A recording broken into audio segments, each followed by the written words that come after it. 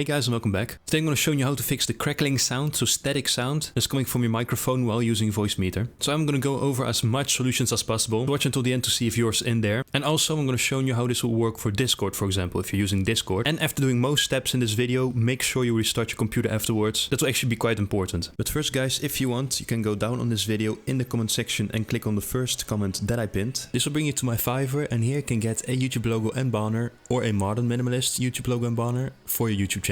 But now back to the video. Okay, so I use Voicemeeter Banana for this tutorial, but this goes of course as well for the Voicemeter and Voicemeeter Potato version. And now it might sound simple, but of course first of all, make sure your microphone, speakers or headphones and any other relevant cables are plugged in correctly. This seems like a very simple step, but it is very important and can easily be overseen. Sometimes those problems are in small corners. So first of all, what I could advise you is to make sure that everything is plugged in correctly before doing anything else. So I'm actually first going to add a microphone here. So I'm going to click here. And as you can see, you have these options. Now you either want to go for WDM or MME. Now both could work in your case. That really depends. I would always go first with WDM.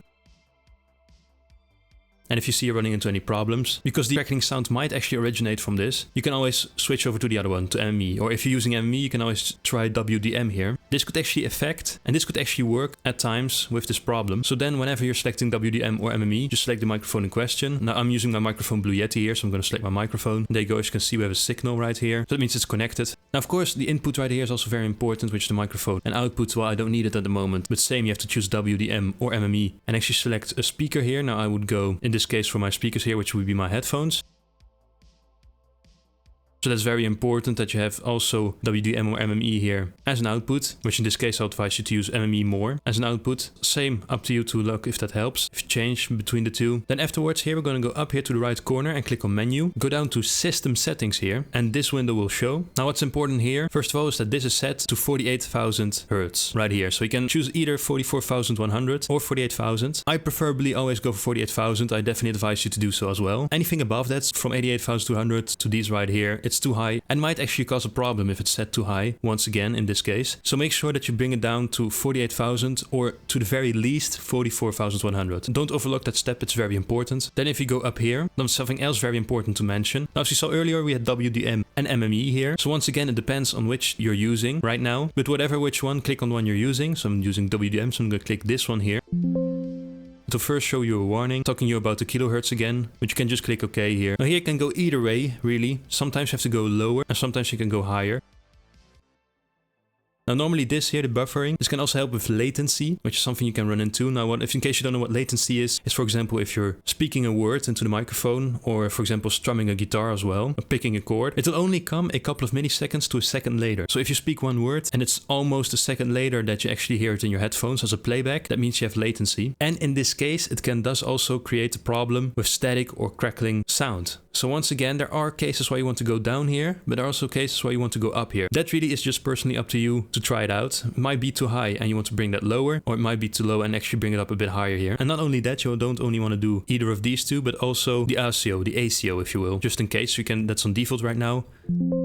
Once again, you have that same warning, you can just click OK. And same, this one you can also bring down here, more to the middle or up here, and see if that helps as well. If this alone doesn't work, consider this one as well. But not only that, it's actually very important to know the input and output in Windows itself. Because a lot of times people will say that they can't hear anything, they have a problem with their inputs and outputs. I hear that a lot. So basically what is very important, so click on this little sound icon here, right click, do sound settings. Here you can already see the output right here as my speakers. And input is just my microphone here, but of course you want to select Voicemeeter in case, but that's going to be afterwards. So you want to first go to more sound settings. Now this window is very important. And you want to go down here. Now if you have Voicemeeter downloaded and installed, together with, I have videos on that by the way on my channel if you want to check them out, for all three Voicemeter, Voicemeter Banana and Voicemeter Potato if you will. So you can check them out on my channel if you need to. But basically, and so here very important, select the one that is linked to the one in Voicemeter. So for example, these are the virtual inputs. If I do Voicemeter input, it will be this one. And these channels right here, you just have to select another one. And same here for recording for the input. As you can see, I have a signal already here because I did already connect my microphone in Voicemeter, which is referring to this one right here. As you can see, B1 is an output here.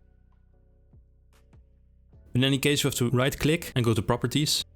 Go to advanced, then you click on this one right here, and it should either be on 2-channel 24-bit 48,000 Hz studio quality or 2-channel 16-bit 48,000 Hz DVD quality. Either of the two, I generally have set it to studio quality, but you can alternate. The most important part is that this is 48,000 Hz first of all. As you can see, it's coming back right here. Since this is very important in actually fixing this problem, it will come back more often than you think. So make sure the Hertz is on 48,000, and as I said, really just go between DVD quality and studio quality. Click that and then you click apply and OK, and do that for every input and output you use in Voicemeeter. Once again, here you have to see which ones you're using. So these are the outputs right here. That would be right here. And here you actually have some of the inputs that you would have right here and right here. And maybe if you're not sure, just set all of them to 48,000 just to be sure. And so now actually something different. I'm actually going to go to search. I'm going to type virtual.